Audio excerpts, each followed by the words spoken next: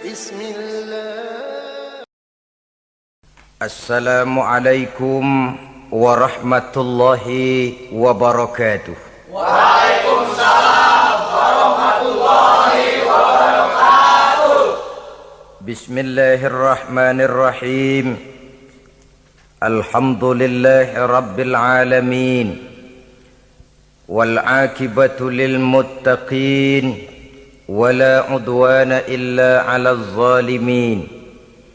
Wassalatu wassalamu ala asyrafil anbiya'i wal mursalin, imamil muttaqin, sayyidil ghurril muhajjalin, wa ala alihi wa ashabihil mujahidin at-tahirin, amma ba'du.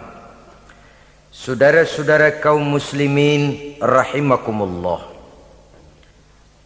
Nabi Musa alaihi salam adalah salah seorang nabi yang termasuk di dalam kelompok ulul azmi, 5 di antara yang terbesar.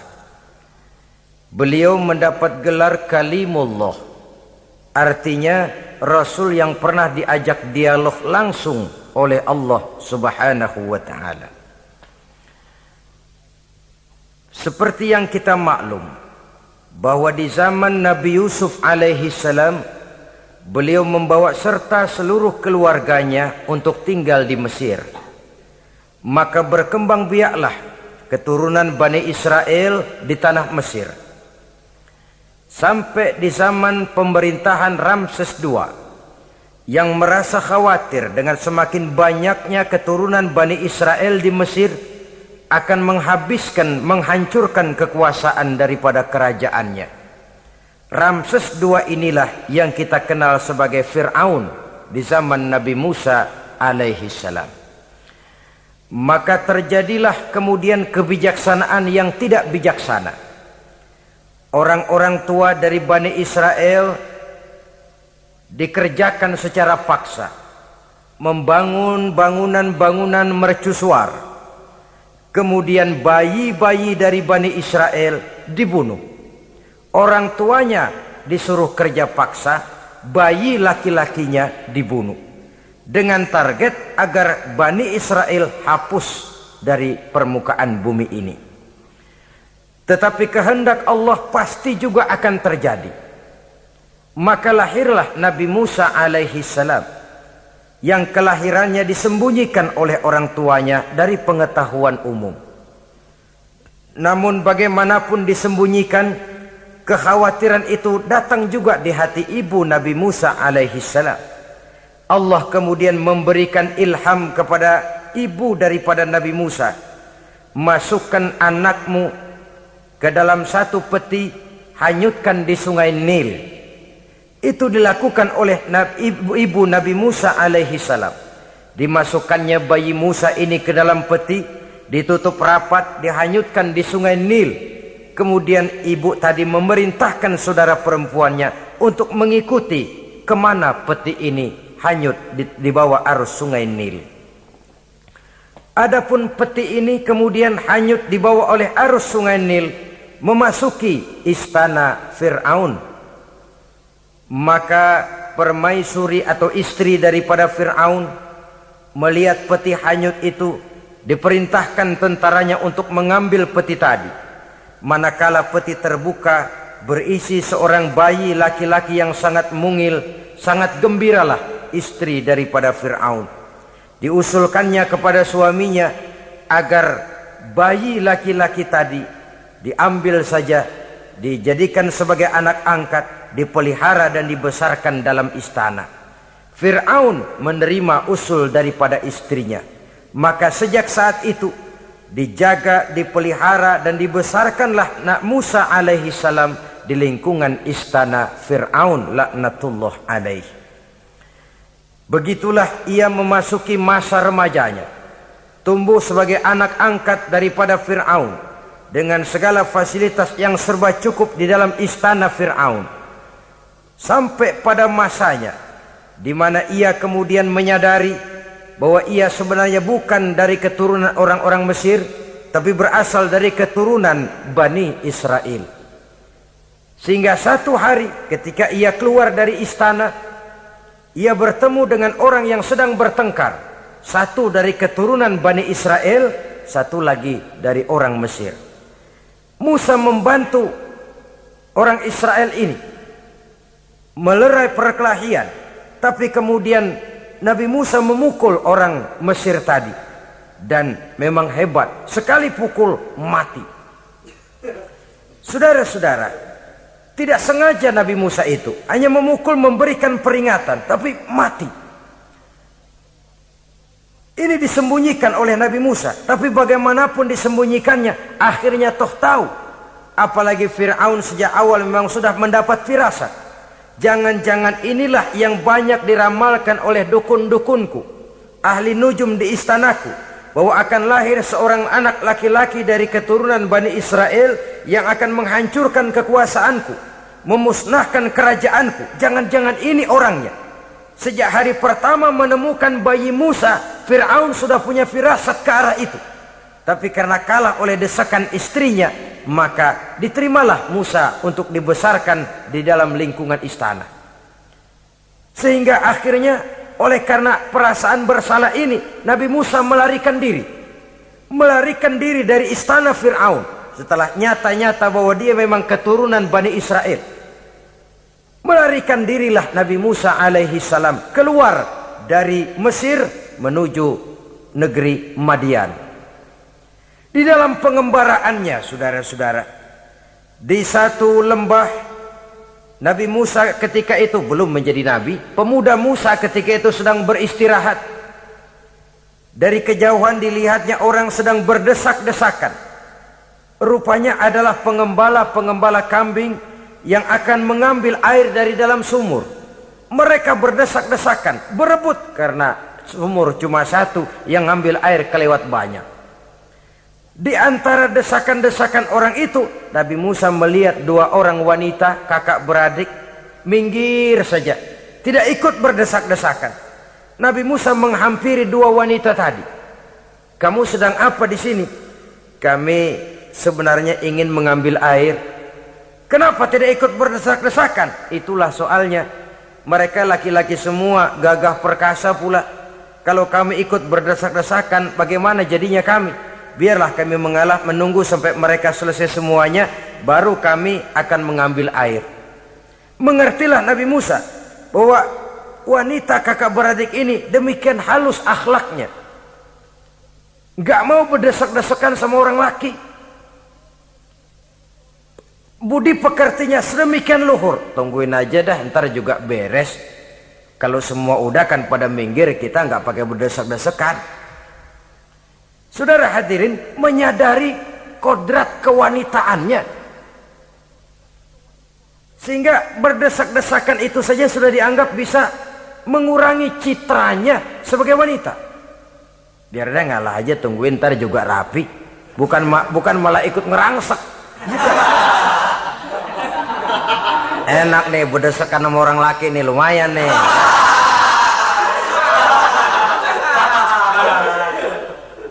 Sepintas itu saja sudah cukup bagi Nabi Musa, pemuda Musa, untuk menilai akhlak daripada wanita itu tadi.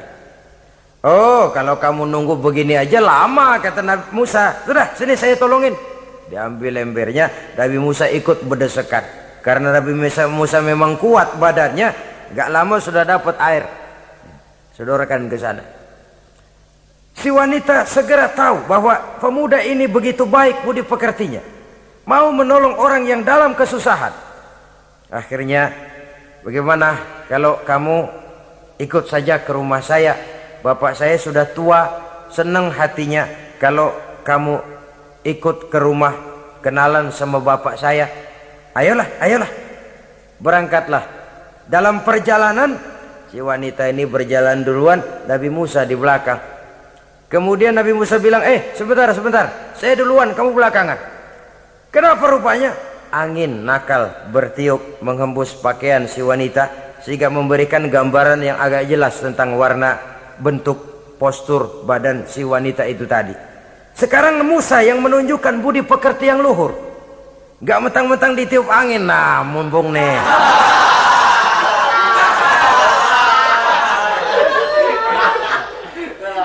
rezeki nih kapan lagi nyari yang begini ya. Jadi dua-duanya sudah menunjukkan satu akhlak yang sangat luhur.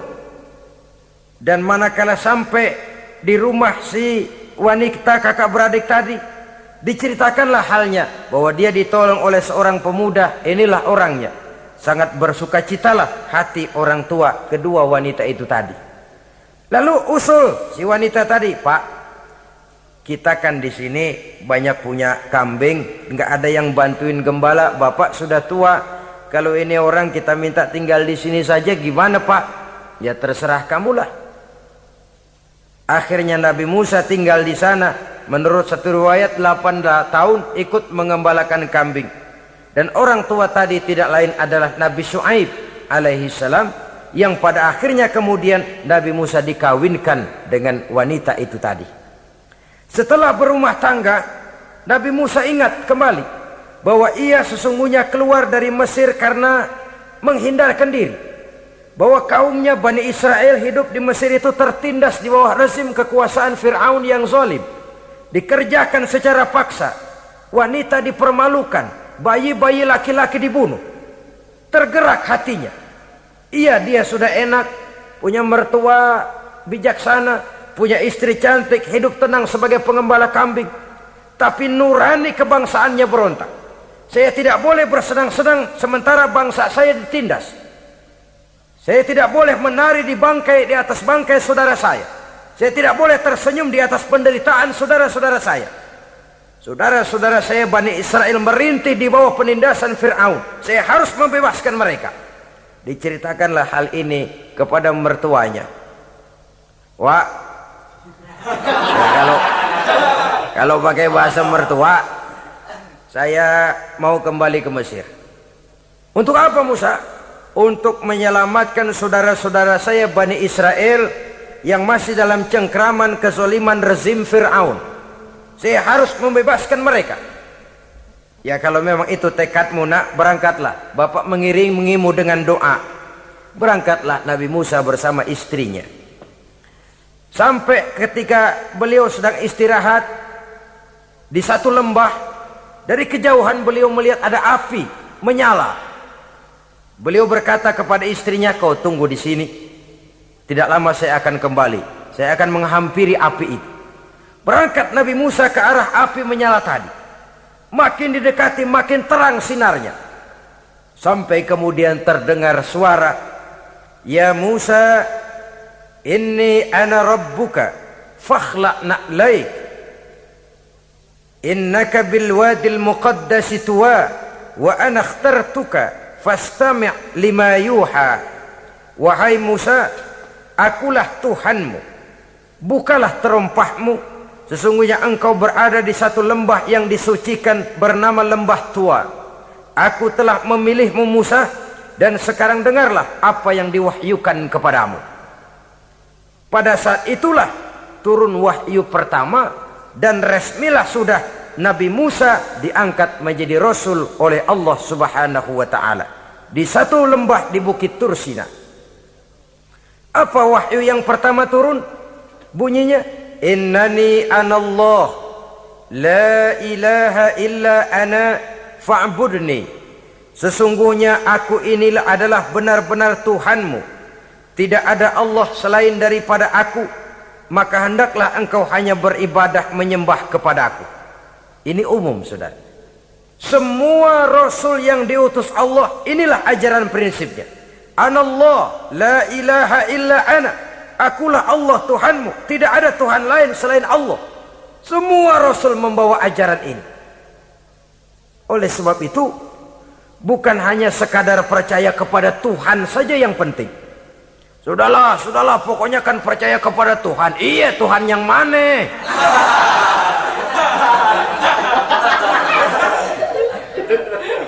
Sebab kalau sekadar percaya kepada Tuhan, rasanya semua agama percaya kepada Tuhan. Begitulah orang Hindu percaya kepada Tuhan, tapi Tuhan menurut mereka Trimurti, Wisnu, Siwa, Brahma. Orang Buddha percaya kepada Tuhan, tapi Tuhan dalam pandangan mereka ada Tuhan kecil Hinayana, ada Tuhan besar Mahayana. Orang Majusi juga percaya kepada Tuhan. Tapi Tuhan dalam pandangan mereka, ada Tuhan kebaikan namanya Ahriman, ada Tuhan kejahatan namanya Ahura Mazda. Orang Nasrani juga percaya kepada Tuhan, tapi Tuhan kata mereka dalam bentuk Trinitas.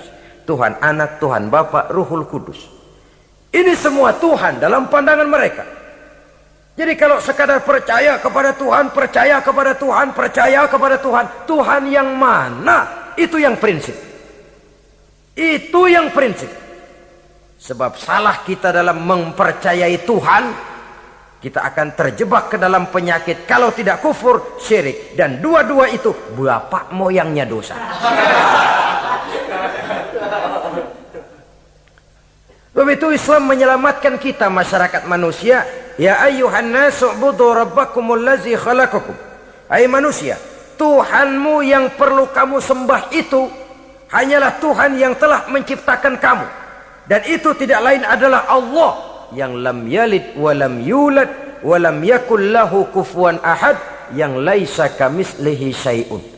Ia tidak beranak, ia tidak diperanakkan, dan ia tidak bisa diserupakan dengan apapun. Dialah Allah itu.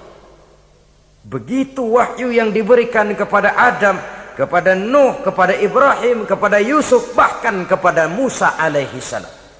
Innani anallah la ilaha illa ana fa'budni. Akulah Allah Tuhanmu, tidak ada Tuhan lain selain daripada aku Allah, maka kepadakulah kamu hanya menyembah. Ini wahyu yang pertama turun, sudah berisi tauhid. Jadi hakikatnya agama Yahudi, saudara, adalah agama tauhid, agama monoteis, agama yang mengajarkan hanya ada satu Tuhan untuk seluruh alam, dan Tuhan itu adalah Allah subhanahu wa ta'ala. Sebab itu syahadat orang Yahudi bunyinya begini: Shema Yisrael Yahweh Elohenu Yahweh Echad. Nah, ini syahadatnya orang Yahudi. Itu perbedaan bahasa Suryani Ibrani dengan bahasa Arab. Kita Isma itu bahasa Arab, dia Shema. Isma, Shema. Shema Yisrael Yahweh Elohenu Yahweh Echad. Ahad Echad.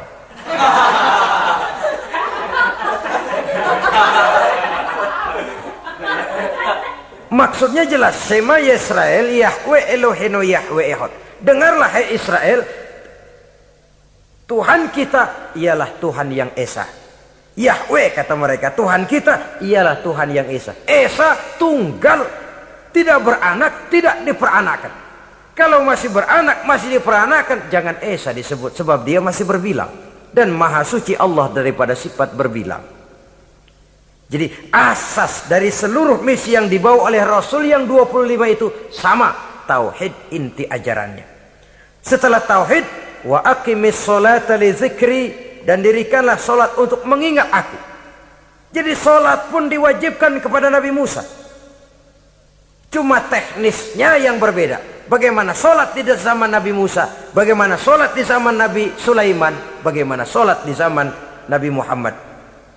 Prinsipnya sama, solat. Teknisnya yang berbeda. Di zaman Nabi Sulaiman konon solat itu tidak pakai ruku, tidak pakai sujud, diri saja. Makanya Nabi Sulaiman itu menurut riwayat meninggalnya dalam posisi berdiri. Artinya apa? Dalam keadaan solat beliau itu. Bukan diri ngejedek kayak kita nungguin bus, bukan.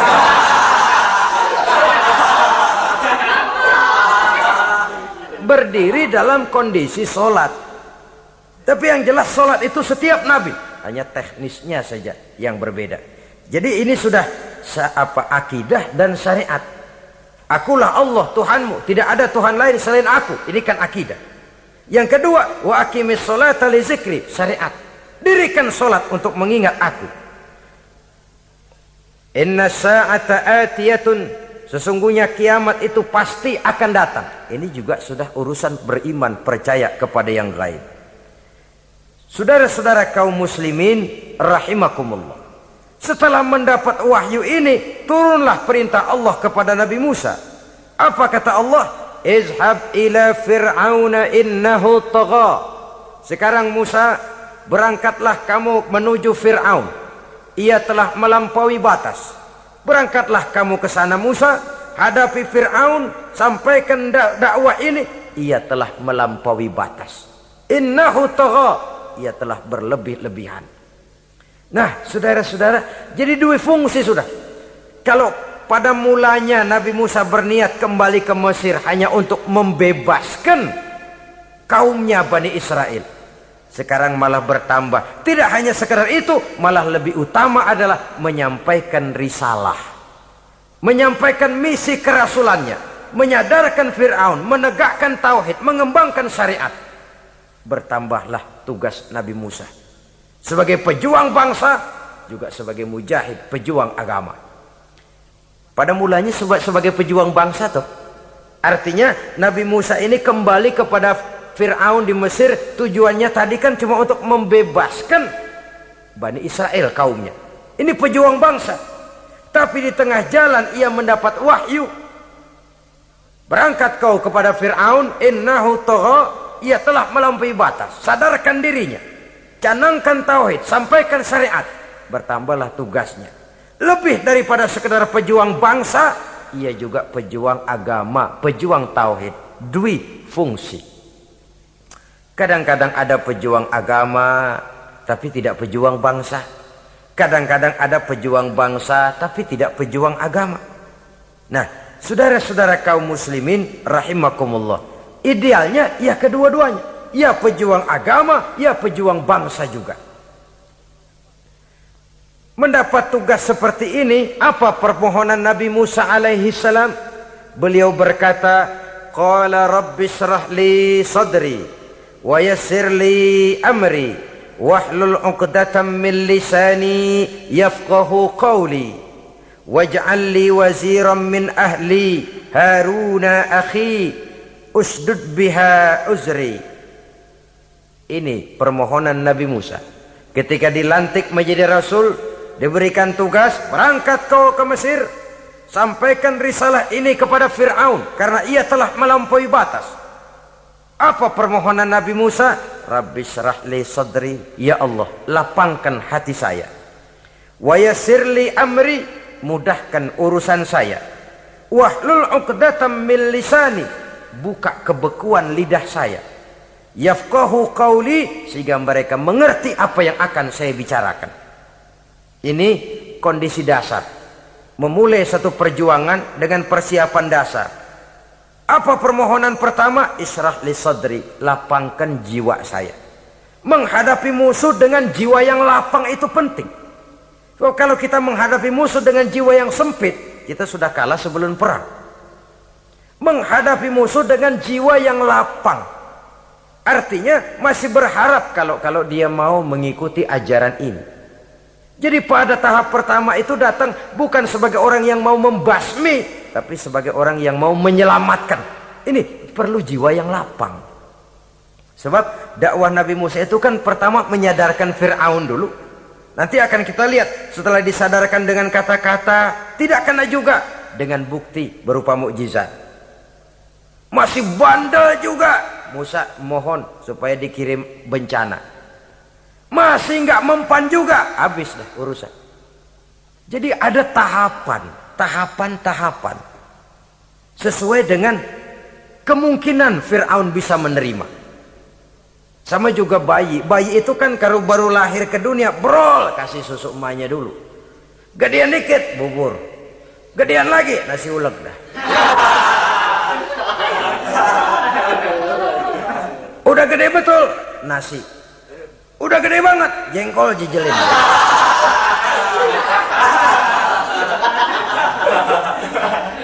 Jadi ada semacam tahapan. Kalau begitu lahir dikasih jengkol kan habis.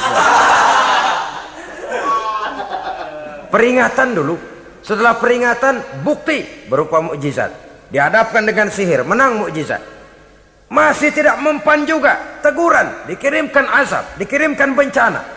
Masih tidak mempan juga, sudah ditenggelamkan oleh Allah di Lautan Merah. Itu akan kita ceritakan kemudian nanti. Jadi apa yang diminta oleh Nabi Musa, ya Allah, lapangkan hati saya menghadapi Fir'aun ini. Fir'aun CS, Fir'aun, Haman dan lain-lain. Dan jangan lupa Fir'aun itu cuma ya hakikat tapi juga simbol. Hakikatnya memang ada yang namanya Fir'aun itu. Simbol karena Fir'aun selalu berkembang. Di setiap zaman, di setiap tempat Fir'aun selalu ada. Cuma liciknya Fir'aun ini kemana dia pindah, ke situ dia ganti nama. Orang sering lupa padahal isinya Fir'aun. Namanya bisa Hitler, namanya bisa Mussolini, namanya bisa Stalin, tapi isinya Fir'aun. Kemana dia tinggal, di situ dia ganti nama. Simbol dari kekuasaan yang terlepas dari kontrol iman. Simbol dari kekuasaan yang menyebabkan orang lupa diri dan lupa daratan. Dan sebenarnya mah Fir'aun mulanya cuman raja tuh, raja doangan dia. Cuman kelamaan jadi raja kagak mau turun-turun. Akhirnya dia menganggap tidak ada yang lebih tinggi daripadanya. Apalagi ketika Nabi Musa datang mengajarkan ada Tuhan lain, yaitu ada Tuhan yang sebenarnya yaitu Allah. Lah Fir'aun sampai kepada puncak kekurang ajarannya memproklamirkan diri sebagai Tuhan. Ana rabbukumul a'la. Bukan karena kebodohannya sebenarnya, tapi karena gengsi kekuasaannya. Nah ini, gengsi kekuasaan ini sering menyebabkan orang overacting. Fir'aun bukan bodoh, bukan. Fir'aun bukan tidak tahu kalau Musa itu benar, tahu. Fir'aun bukan tidak ngerti kalau itu mukjizat, sihir kalah, tahu. Tapi gengsi kekuasaan. Gua kan raja, masa di depan rakyat tunduk sama Musa, gengsi dong.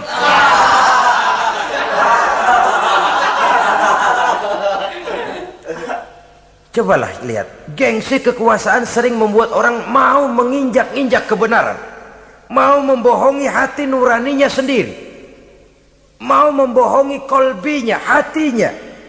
Padahal itu sudah, orang kalau sudah hatinya sendiri dibohongin, apalagi orang lain, sudah manusia paling kejam itu. Cuma karena gengsi kekuasaan saja. Gengsi kekuasaan kadang menganggap remeh kecil Nabi Musa, kadang merasa besar di depan rakyatnya, tiba-tiba harus tunduk kepada dakwah Musa. Ntar dulu, ada apa sama Musa, dia kanyut, gue yang ngangkat.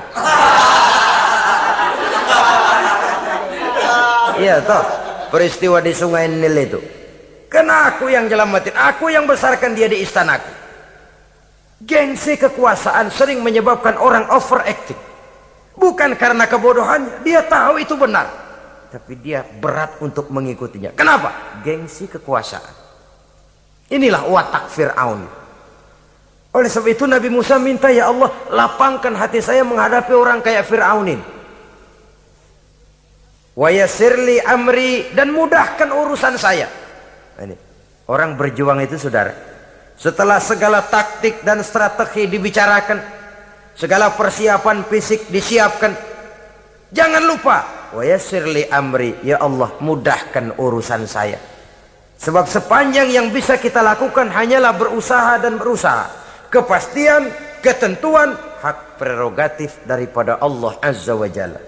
Kalau Allah memberikan kemudahan, satu dunia orang mau menghadang, no problem. Kalau Allah sudah memberikan kemudahan, satu dunia orang mau mendatangkan kesulitan, gak ada gunanya. Wa yassirli amri, mudahkan kiranya urusan saya ini ya Allah. Karena sudah terbayang oleh Musa. Pertama, faktor psikologis.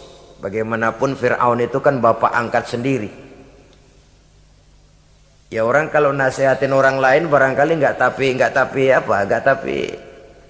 nggak terlalu jadi beban moral. Tapi kalau sudah menasehati orang yang pernah mengasuh dan membesarkan dia, itu kan beban moral. Sulit posisi ini. Apalagi kekuasaan mutlak berada di tangannya, tentaranya gagah perkasa. Wa yassirli amri, mudahkanlah urusan saya ya Allah. Lapangkan hati, mudahkan urusan. Saudara-saudara kaum muslimin rahimakumullah.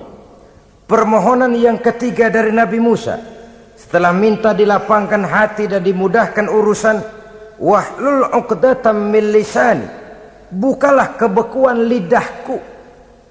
Satu riwayat menjelaskan bahwa Nabi Musa memang agak gagap kalau bicara. Riwayat lain menjelaskan bahwa beliau agak sedikit cadel. Tapi yang jelas, minta agar dibukakan kebekuan lidah. Ini mengandung Satu pelajaran bahwa cara menyampaikan sesuatu akan sangat menentukan sesuatu itu sendiri. Sesuatu yang baik, kalau salah cara kita mengucapkannya, salah cara kita menyampaikannya, jadi tidak baik kesan orang. Ini soal ucapan. Soal hati itu Allah saja yang tahu. Tapi kan orang sebelum tahu hati ini, omongan yang didengar, tingkah laku yang dilihat. Maka ini yang diminta oleh Nabi Musa alaihissalam. Misi risalah ini berat. Menyampaikan pesan ilahi ini tidak ringan. Kalau salah saja ngomong, akan timbul kesalah pengertian. Oleh sebab itu, wahlul 'uqdatam min lisani, bukalah kebekuan lidah saya ini supaya lancar bicara untuk menyampaikan yang hak, menghancurkan yang batil. Cara kita menyuguhkan sesuatu sangat menentukan sesuatu itu sendiri. Saudara datang ke rumah saya, yang saya suguhkan cuma segelas teh pahit dan singkong goreng, tapi kalau dengan kata-kata yang menyentuh, enak didengar telinga, nggak berasa tuh singkong goreng. Sebaliknya yang disuguhkan makanan mahal, mewah, lezat, caranya kasar, omongannya nggak enak didengar. Makan dah sikat abisin deh, gue tahu lu lapar, abisin deh.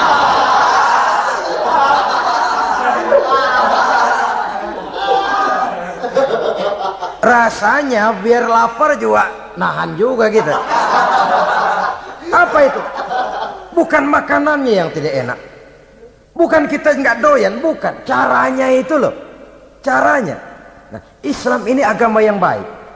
Kalau disampaikan dengan kata yang tidak baik, akan timbul, oh Islam kok gitu ya. Nah ini yang tidak diinginkan oleh Nabi Musa. Wahlul 'uqdatam min lisani. Kita begitulah dalam kehidupan ini, kadang mendengar satu ceramah bisa berurai air mata, bisa histeris, bisa gembira. Kenapa? Kepandaian orang menyampaikannya. Bicara dia 2-3 jam, rasanya baru 5 menit, baru sebentar kok tahu-tahu sudah selesai. Ada yang udah setengah jam, baru seperempat jam ngomong, udah rasanya udah kayak 3 jam.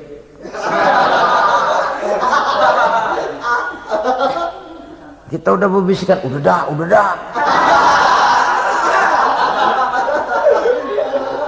Wahlul 'uqdatam min lisani.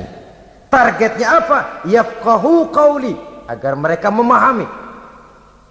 Tentu lawannya agar mereka tidak salah mengerti, agar mereka tidak salah paham. Sebab kalau misi ini diterima dengan salah paham, dakwah tidak nyambung. Maka ini doa banyak dibaca, diamalkan oleh orang-orang mimbar yang sering pidato. Lapang hati melihat kerumunan orang banyak, tapi nggak dak-dikduk, nggak kena demam mimbar. Udara dingin tapi keringat, baju basah. Saudara hadirin yang saya hormati, lalu permohonan yang selanjutnya daripada Nabi Musa alaihi salam, waj'al li waziran min ahli, dan jadikanlah bagiku seorang pembantu dari keluargaku. Siapa? Haruna akhi, dia tidak lain adalah saudaraku Harun. Usdud biha uzri, akan saya limpahkan kepadanya segala beban-beban yang saya derita. Artinya orang berjuang perlu teman, nggak bisa sendirian. Nggak, bagaimanapun hebatnya kita tetap memerlukan bantuan daripada orang lain. Sendiri memang lebih baik daripada berteman orang jahat. Tapi berdua lebih baik daripada sendiri. Bertiga lebih baik daripada berdua. Makin banyak makin baik. Untuk satu persoalan yang besar memerlukan kebersamaan. Begitulah Nabi Musa memberikan contoh. Saya tidak bisa berjuang sendiri. Saya minta dibantu oleh saudara saya Harun. Jadikan dia pembantu saya. Tempat saya membagi suka dan duka dalam perjuangan ini. Tempat saya bercerita, tempat saya mengeluh, tempat saya melarikan persoalan. Sebab beban hati itu akan berkurang kalau kita ada tempat kita bercerita. Nah, saudara-saudara, berangkatlah Nabi Musa ke Mesir. Kemudian mulai menyampaikan dakwahnya kepada Fir'aun, laknatullah alaih. Fir'aun mendengar Musa datang kembali. Kemudian terjadilah forum dakwah itu. Apa kata Fir'aun? Musa, kamu kemana saja? Saya pergi ke Madian. Apa yang kamu lakukan? Begini, begini, begitu. Kamu melarikan diri? Pada mulanya iya. Dan sekarang apa maksud kamu datang kembali ke Mesir? Semula saya ingin membebaskan kaum saya Bani Israel. Lalu saya kemudian menerima wahyu dari Allah. Ditugaskan, diperintahkan langsung oleh Allah Sang Maha Komandan untuk datang menemui Tuhan, menyadarkan Tuhan dari kesesatan selama ini. Siapa Allah itu Musa? Allah adalah Tuhan saya dan Tuhan juga dan Tuhan seluruh alam ini. Baru nih Musa, saya baru dengar nih ada yang begini nih. Tuhanlah pakai nggak kelihatan, Tuhanlah cuma satu, yang Tuhannya banyak aja masih kelaparan.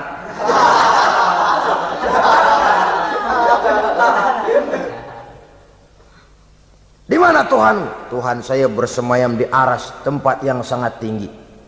Hei Haman, kata Fir'aun kepada Perdana Menterinya, bikin menara yang tinggi, bikin rakyat kerja paksa lagi, bikin menara tinggi. Naik Fir'aun ke atasnya, ngelepas panah dari atasnya. Menurut satu riwayat, panah itu ditangkap oleh malaikat, ditublaskan ke ikan, lalu dikembalikan lagi kepada Fir'aun dalam kondisi di mana panah itu berdarah. Dia tangkap lagi oleh Fir'aun, turun ke bawah, pidato di depan rakyatnya. Lihatin, Tuhan Musa udah saya panah nih. Mati. Saudara hadirin yang saya hormati, dengan segala macam dalih Fir'aun mencoba mengingkari dakwah Nabi Musa alaihi salam. Baiklah Musa, andai kata kamu benar, apa buktinya? Tuhan mau apa? Kamu sanggup menandingi tukang sihir saya? Insya Allah. Ayo kumpul tukang sihir, kumpul. Kumpulkan tukang sihir, dilepaskan tali-tali kecil, berubah jadi ular mengejar Musa. Musa oleh Allah difirmankan, lemparkan tongkatmu Musa. Musa melemparkan tongkatnya. Tongkat Musa kemudian berubah menjadi ular besar yang menerkam ular-ular kecil tadi. Habis itu ular kecil ciptaan tukang sihir Fir'aun. Begitu hebat mukjizat yang diberikan Nabi Musa, dan Fir'aun tahu itu mukjizat, tapi dia ingkar juga, tidak mau beriman. Sudah nyata bukti, sudah jelas saksi, dia tetap ingkar. Akhirnya Nabi Musa berdoa memohon kepada Allah, Rabbana innaka ataita fir'auna wa mala'ahu zinatan wa amwalan fil hayatid dunya. Wahai Allah, sungguh engkau telah memberikan kepada Fir'aun dan para pembesarnya zinatan, segala macam perhiasan, wa amwalan, dan segala macam harta benda, fil hayatid dunya, di dalam kehidupan dunia ini. Rabbana liyudillu an sabilik, semuanya hanya menyebabkan mereka jadi sesat dari jalanmu. Rabbana tmis ala amwalihim, ya Allah binasakanlah mereka di dalam hartanya. Wasdud ala qulubihim, tutuplah pintu hatinya. Fala yu'minu hatta yarawul azabal alim, mereka tidak akan beriman sampai mereka melihat azab yang sangat pedih. Sudah dibuktikan dakwah baik-baik tidak mempan, bukti berupa mukjizat tidak kena, sampai dikirimkan teguran berupa berbagai macam bencana masih tidak juga beriman. Akhirnya Nabi Musa memutuskan, kalau begitu menyelamatkan kaum dululah. Kaumnya Bani Israel dibebaskan dari perbudakan, dibawa oleh Musa keluar dari Fir'aun, dari Mesir, dikejar oleh Fir'aun. Dalam pengejaran ini sampailah Nabi Musa di tepian Laut Merah. Buntu, depan laut, belakang tentara Fir'aun. Maju kecebur, mundur kepergok musuh, nggak ada pilihan lain. Dalam kondisi seperti ini, Allah subhanahu wa ta'ala berfirman kepada Musa, lemparkan tongkatmu ke laut, hai Musa. Musa melemparkan tongkatnya ke laut. Terjadilah mukjizat. Laut terbelah, jalan muncul ke permukaan laut. Lewat Musa di jalan itu, Fir'aun terus mengejar. Ketika Musa sampai di tepian sebelah sana, Fir'aun masih di tengah jalan. Laut menutup kembali, hilang itu jalanan. Fir'aun dan seluruh tentaranya tenggelam di Lautan Merah. mati. Pada saat kondisi seperti itulah Fir'aun dalam keadaan menghadapi sakaratul maut, napas cengap-cengap, hampir putus di leher, berkata dia, amantu bi Rabbi Musa wa Harun. Kalau begini mah saya juga percaya dah sama Tuhan, percaya dah sama Tuhannya Musa dan Tuhannya Harun. Kata malaikat maut, kemarin kemana mas?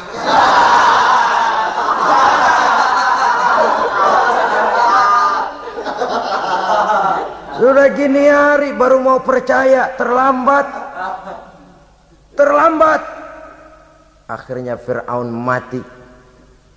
Mati, tapi badannya utuh. Allah berjanji, wa kadzalika nunajjika bi badanika litakuna liman khalfaka ayah. Kami selamatkan badanmu Fir'aun agar menjadi pelajaran bagi orang-orang sesudah kamu nanti. Fir'aun mati, tapi badannya selamat terdampar di tepi pantai oleh rakyat Mesir. Wah, ini raja kita nih, raja kita, ketemu hidup mati.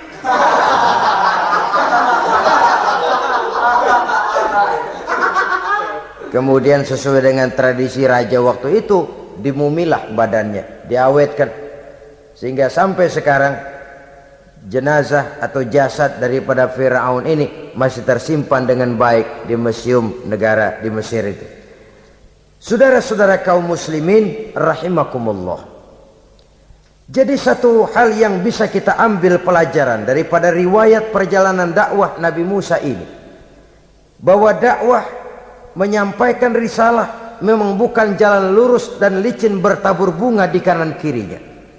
Dakwah menyampaikan pesan agama, jalannya berliku, berbelok, menanjak, menurun, banyak onak dan duri di sekelilingnya.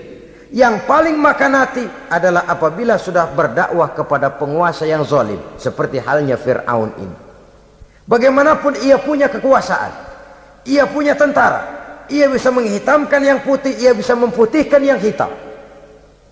Kalau bukan iman yang jadi landasan moral dalam perjuangan, orang mudah frustasi. Kalau berdakwah kepada rakyat kecil, resiko kurang. Kalau berdakwah kepada para pengusaha, resiko kurang. Kalau berdakwah kepada kelompok-kelompok yang tidak memegang kekuasaan, resiko kurang. Tapi kalau sudah kelompok memegang kekuasaan, yang tersinggung gengsi kekuasaannya, disitulah resikonya sedemikian besar. Ini yang dihadapi oleh Nabi Musa alaihi salam. Tapi yang dijalaninya dengan tabah, dengan tekun. Karena kebenaran memang bisa ditekan, tapi satu hal yang jelas, kebenaran sama sekali tidak akan bisa dikalahkan. Buat sementara dia bisa ditekan, tapi lambat atau cepat dia pasti akan muncul ke permukaan, dan kebenaran jugalah yang akan tampil sebagai pemenang. Sebenarnya kurang apa Fir'aun? Kekuasaan mutlak berada di tangannya. Seluruh menteri-menterinya adalah pendukungnya belaka. Rakyat dipaksa untuk takut dan taat kepadanya. Dia adalah kekuasaan tunggal di Mesir. Sementara kaum Bani Israel berada di bawah penjajahannya, penindasannya, kesewenang-wenangannya. Dan bahkan ketika Nabi Musa sudah menyampaikan dakwahnya, Fir'aun malah sempat mengungkap jasa. Musa, kamu kok sekarang bisa begitu? Enggak ingat ya dulu kamu hanyut di sungai Nil, istri saya kan yang angkat, saya yang besarkan di istana saya. Kok sekarang kamu bisa ngelawan saya sih? Ini biasa. Apa jawab Nabi Musa? Kenikmatan yang kau berikan kepada saya belum seberapa ketimbang penghinaanmu kepada kaum saya Bani Israel. Jangan kau menyangka Fir'aun, kalau saya kau bikin senang, saya lalu akan mau mengkhianati bangsa saya sendiri. Tidak. Sama sekali kesenangan yang kau berikan kepada saya tidak akan menutup mata saya dari kondisi yang dihadapi oleh kaum saya, oleh umat saya. Mereka tersiksa, mereka menderita, mereka merana. Haruskah saya lupakan mereka cuma karena saya sudah tinggal di istanamu, engkau yang membesarkan? Padahal kau pun membesarkan saya bukan karena kemauanmu. Desakan daripada istrimu. Jangan ngitung-ngitung jasa Fir'aun. Andai kata pun jasamu ada kepada saya, belum seberapa ketimbang penghinaanmu kepada bangsa saya Bani Israel. Di situ Nabi Musa menunjukkan sifat nasionalisme yang sangat tinggi, rasa nasionalisme yang sangat mendalam. Kadang-kadang kan orang ya seperti di zaman penjajahan Belanda, karena diangkat jadi tuan tanah, bangsanya sendiri diinjak-injak. Karena diangkat jadi centeng dikit dah, kumis mbaplang dah, bukan main dah. Bangsanya sendiri diinjak-injak. Fir'aun mengingatkan ini, kalau cara kita lo gede di sini, makan di sini, segala macam di sini dah, masa lupa kacang sama kulitnya. Kasarnya mah lu bisa begini nih Musa, nih gue yang rawatin lu, saya yang menjagamu, mengangkatmu dari sungai Nil. Masa sekarang sudah gede begini kamu mau berhadapan dengan saya? Punya pikiran dong dikit. Kalau cara kita, mikir dong, mikir. Dulu lagi kayu di Nil, siapa yang angkat? Musa tidak membantah. Betul itu Fir'aun, betul. Tapi apalah artinya semua itu ketimbang penghinaan yang engkau berikan kepada bangsa saya. Saya tidak mungkin menari-nari di atas bangkai umat saya. Saya tidak mungkin bersenang-senang di atas penderitaan kaum saya.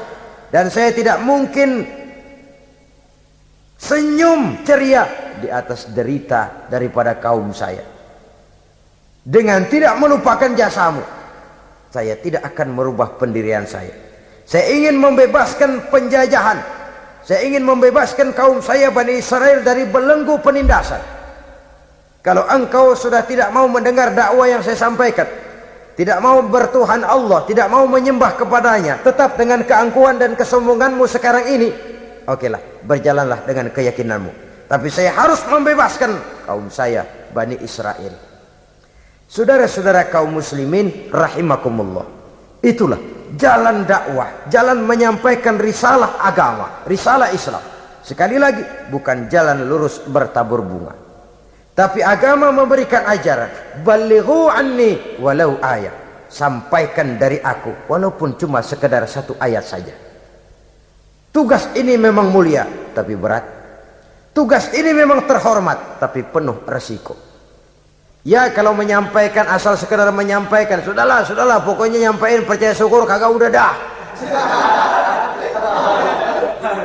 Bukan cuma sekadar itu, ada semacam tanggung jawab moral. Maka kondisi dasar yang dilakukan oleh Nabi Musa, permohonan yang tadi itu, ya Allah lapangkan hati saya. Jalan ini penuh onak dan duri, berliku, menanjak, menurun. Banyak halangan, tentangan, rintangan, dan fitnahan. Kemudian mudahkan urusan saya. Menentang kekuasaan Fir'aun bukan perkara ringan. Bukan urusan main-main. Menentang raja yang sedang berkuasa. Kekuasaannya mutlak, otoriter pula. Diktator murni Fir'aun itu. Mudahkan urusan saya menghadapi jalan ini ya Allah. Karena tidak mungkin menurut otak. Mana bisa kata kebiasaan, impossible kata rasio. Kalau Allah mau memudahkan, semua jalan akan terbuka dengan mudah. Tapi kalau Allah yang mempersulit, bagaimanapun matangnya perhitungan strategi, taktik, rencana, program, planning, kalau Allah mempersulit, jalan itu akan jadi buntu jadinya. Oleh sebab itu maka persiapan zahir harus diimbangi dengan persiapan batin. Untuk menegakkan sesuatu yang hak, menghancurkan sesuatu yang batil, sebagaimana yang dilakukan oleh Nabi Musa alaihi salam ini. Dan segala macam tantangan dihadapi oleh Nabi Musa. Kau menyampaikan risalah bahwa engkau Rasul? Ya. Kau punya bukti? Siap. Apa buktimu? Ini, tongkat dilempar jadi ular, tangannya dimasukkan ke saku baju, lalu dikeluarkan bersinar gemerlapan, lebih sinar dari lampu merkuri. Sampai Fir'aun silau dibuatnya bersudah Musa, sudah, masukkan tanganmu lagi, masukkan tanganmu lagi. Dia tahu, dia sadar itu bukan sihir, tapi lagi-lagi gengsi kekuasaannya. Sehingga pantas kalau Nabi pernah bersabda, afdalul jihad kalimatu haqqin inda imamin jair. Jihad yang paling besar adalah mengucapkan kebenaran di depan penguasa yang zalim. menyampaikan kebenaran di hadapan penguasa yang zalim. Tapi kan berat, saudara, sulit, apalagi kalau belum apa-apa udah ngeri. Udah jangan dah.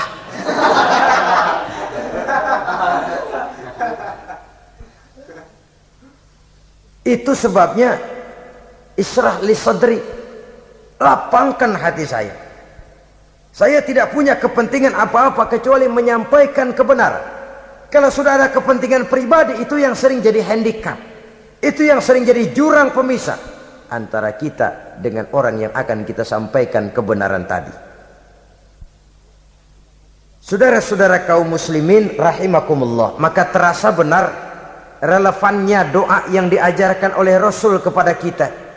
Allahumma arinal haqqa haqqa warzuqna ittiba'ah wa arinal batila batilan warzuqna ijtinabah. Ya Allah, tunjukkan kepada saya bahwa yang benar itu benar, berikan saya kekuatan untuk mengikutinya. Ya Allah, tunjukkan kepada saya bahwa yang salah itu salah, berikan saya kekuatan menghindarinya. Kenapa?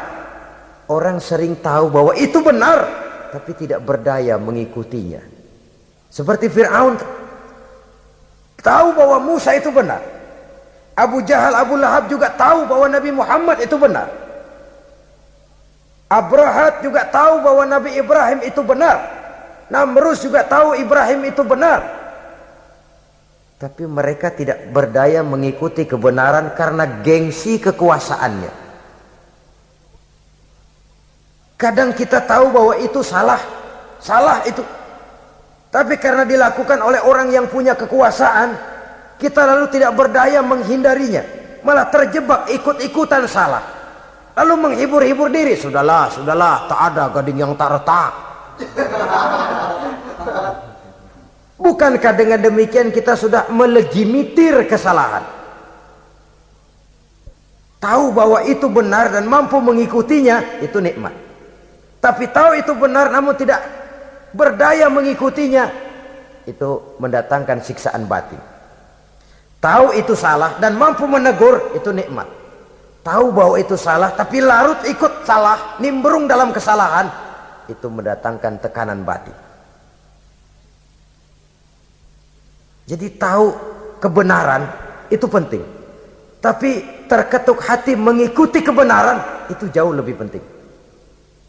Semua kita tahu Islam itu benar, tapi semua yang tahu Islam itu benar maukah mengikuti ajaran Islam?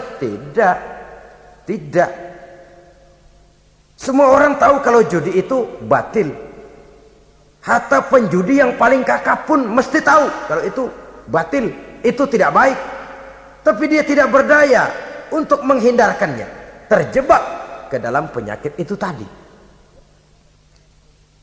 Oleh sebab itu, saudara-saudara kaum muslimin yang saya cintai, tidak ada satu ucapan yang lebih baik. Dalam istilah Quran itu Allah menjelaskan, wa man ahsanu qawlan mimman da'a ilallah wa amila salihan wa qala innani minal muslimin.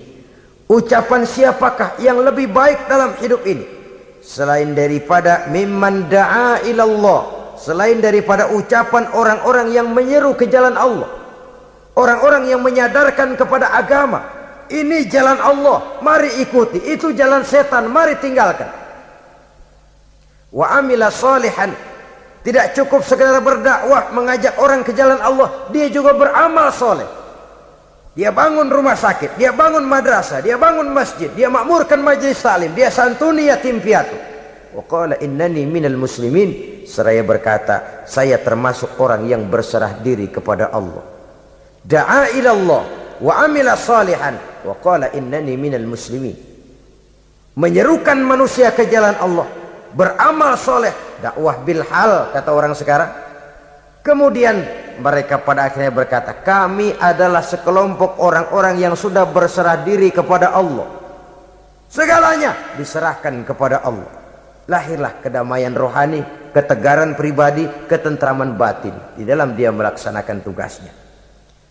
Kalau tidak, maka nanti ya tuh orang kan gua ajak baik-baik nyuruh sembahyang, ngapa gua dimusuhin? dipikirin kurus dah. ampek gaya dah.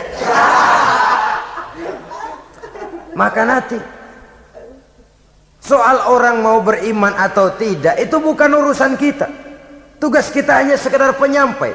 Tugas Rasul hanya sekedar penyampai. Kalau dakwah sudah disampaikan, metode sudah disusun, pendekatan sudah baik, tapi orang tidak mau beriman, Allahumma inni qad ballaghtu, ya Allah sudah saya sampaikan, ya Allah sudah saya peringatkan, ya Allah sudah saya sampaikan, ya Allah sudah saya tegur.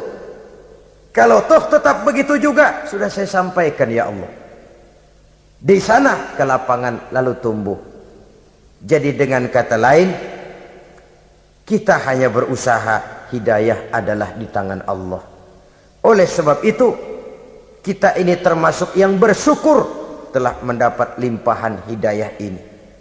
Kalau kita lihat Fir'aun CS termasuk Haman, Perdana Menterinya, dan seluruh bala tentaranya, kurang apa? Mereka lihat mukjizat.